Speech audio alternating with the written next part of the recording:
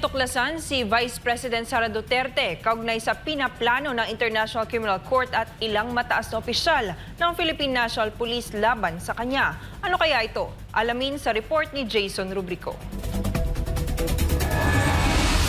Kinumpirma ni Vice President Sara Duterte na nasa listahan siya ng mga nais ipaaresto ng International Criminal Court o ICC kaugnay ng investigasyon sa kampanya kontra iligal na droga ng Administrasyong Duterte. Yan ang sinabi ng bise sa isang panayam sa Carcar City, Cebu.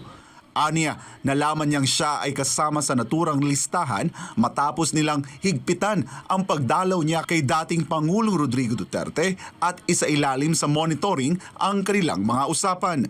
Yes sir, oo. Naa ko sa listahan, daghan kaayo mi nga naa sa listahan sa ICC. Nahibaw ko ana kay pag-abot na ko dito natingala ko nga nung sa sugod, pwede pa ko mabisita kada adlaw.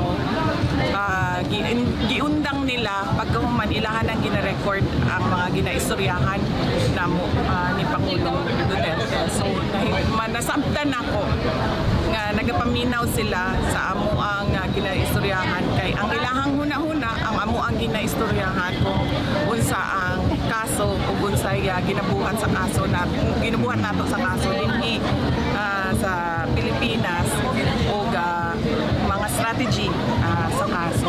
Bukod kay VP Sara, kabilang din umano sa listahan ng ICC sina Senator Ronald Bato de la Rosa at iba pang matataas na opisyal ng pulisya. Dili lang ako, layo pa ang pangalan dito.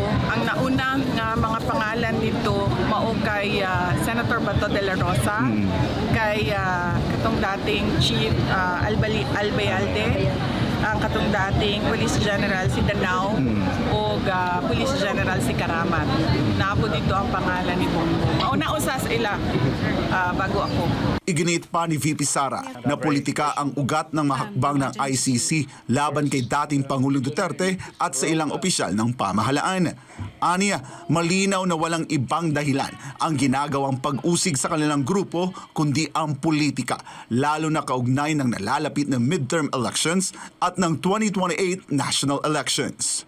Oh yes, clearly walay other ang gobyerno kundi tungod sa politika. Tungod sa midterm elections o tungod sa 2020 elections.